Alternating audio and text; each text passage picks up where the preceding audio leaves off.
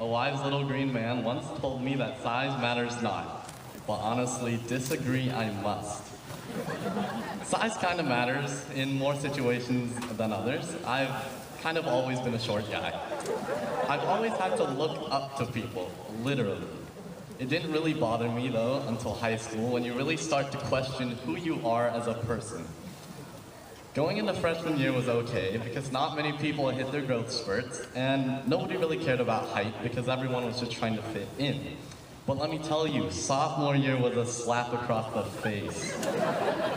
It's like everyone had miraculously gained a couple inches over the summer, except for me.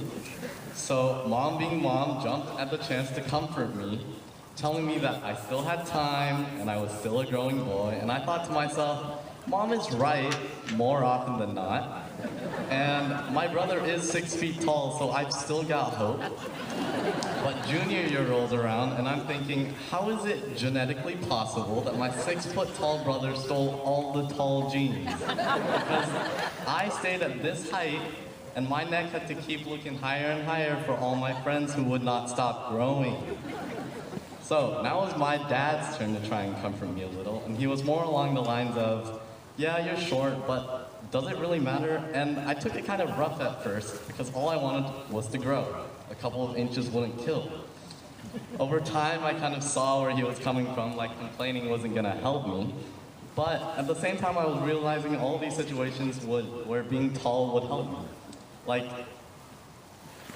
trying to spot someone in a crowd when all you see are shoulders, or having to jump up and down, but realizing you're wasting your time because you're not in the air long enough to actually process anything you're seeing. And what about shelves in tall places? It turns out us short people actually end up reaching up there way more often than you think. So what was I gonna do? It seemed like I wasn't gonna grow, and just a little spoiler, I didn't. I am short, but it does matter because frankly, I'd love to be a little taller, so I don't have to stand on a chair all the time or climb onto the counter as often as I do. Also, between you and me, being short doesn't really help with the ladies. So, senior year finally comes around and I swear I've grown maybe half an inch. So I get out the tape measure and it's like, nope, sorry bud, keep dreaming. I'd go to school and my friends would toss around the occasional short joke, but when it really came down to it, it would go along the lines of, yeah, Don, not gonna lie, you're short. And when I mean short, I mean really, really, really short. But you've got so much other stuff going for you, and I think that's when it hit me. Why was I so concerned about a part of me that I couldn't do anything about? Why was I so concerned about being short that being short made me lesser of a person when in all reality it doesn't? People do not see you for what you cannot do or what you are not. You are known for who you are and what you can do. Artists are known for their artwork, not how bad they are at calculus. Football players are known for their ability to play football, not how bad they are at basketball. Engineers are credited for their problem-solving skills. Nobody cares if they can cook, except maybe their spouses who get hungry a little. Everyone here, everyone on planet Earth is different. We all have different strengths and weaknesses, flaws and defining characteristics. So don't dwell on the things that you weren't given or that you don't have. Focus on the parts of you that make you who you are. Build those points up and play them to your advantage because that's where you're going to shine. That's what people are going to see you for, and that's who you'll be remembered as. Now, I'm not gonna lie, school is not the most difficult thing in the world for me. Whenever people tell me that I'm smart, I always tell them that smart is a relative term. I'm smart to you in this school scenario because I managed to get straight A's. And maybe that's because of the mutual understanding I had between my parents and I. The better I did at school, the more video games I got to play. But regardless, to me, school was a poker game, and I was dealt a royal flush. I simply played the game to my advantage. Valedictorian has been my dream since day one, and I'm honored to be up here. But I also understand that the chances of a royal flush are minuscule at best. Most people get stuck with a pair of two, like a simple pair, and just like that, it feels like the game gets so much harder. So what do you do when things get hard? You work harder than hard. That's why we're all sitting here today, graduating high school, because we all put in the effort to be here. and everyone should be proud. Everyone here is talented and gifted and smart in their own unique way. I think the key to life is to find out what that is. Graduating high school is just the first step. We've still all got our lives ahead of us to discover what it is that makes us who we are. This doesn't just apply to the graduating class. It also applies to all of you people out there. Teachers, siblings, friends, relatives, old and young alike. It all applies to you.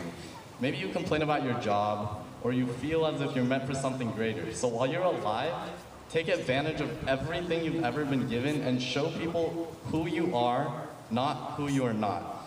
I decided to talk today not to tell everyone that they can do whatever they want to do in life, because that's just not how life works. Life is a roller coaster, and I'm sure you've heard that one a million times over. It starts you down low, but it quickly gets you up in the air and shows you everything you could ever dream of being. But here's the catch. In no time at all, it's gonna knock you back down. And you're going to lose sight of things that matter. It's these times when you're down low that you truly have to dig deep and get back on your feet if you want to get back up there. Life only knocks you down because it knows that you're strong enough to get back up and keep moving. I decided to talk today because I want everyone to know that you've got a set of things about yourself that you don't like, that are not ideal, that you can't do anything about. But you've also got a set of things about yourself that are great, that you can use to be the best that you can be. I'm not telling you to be the next Einstein. I'm not telling you to be the next Michael Phelps. I'm not telling you to be anyone else but the best version of yourself that you can possibly see when you're at the top of your roller coaster. So go out into this vast, unpredictable world and find your poker game. Because despite how unbelievably short you might feel sometimes, I truly believe that each and every one of you have been dealt a royal flush. Thank you.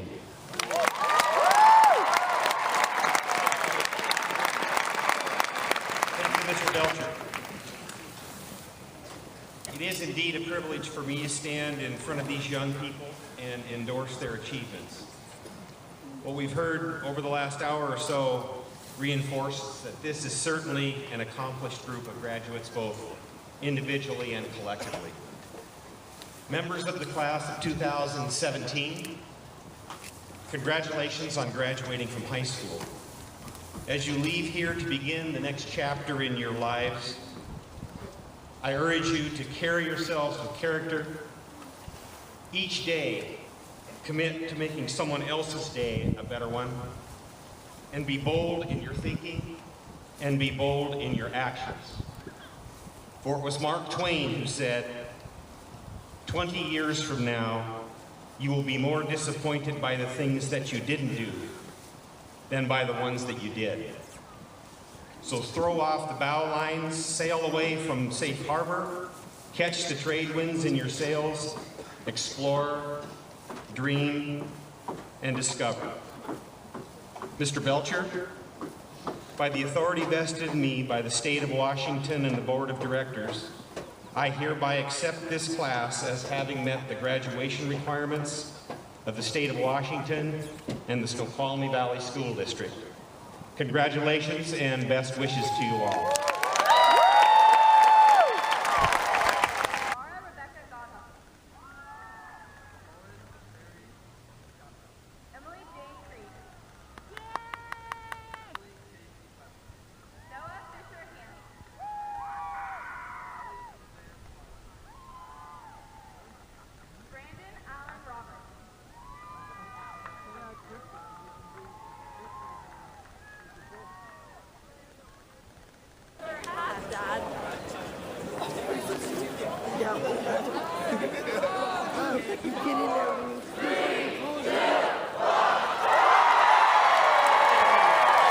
Congratulations, graduates and parents. This is the conclusion of our graduation ceremony.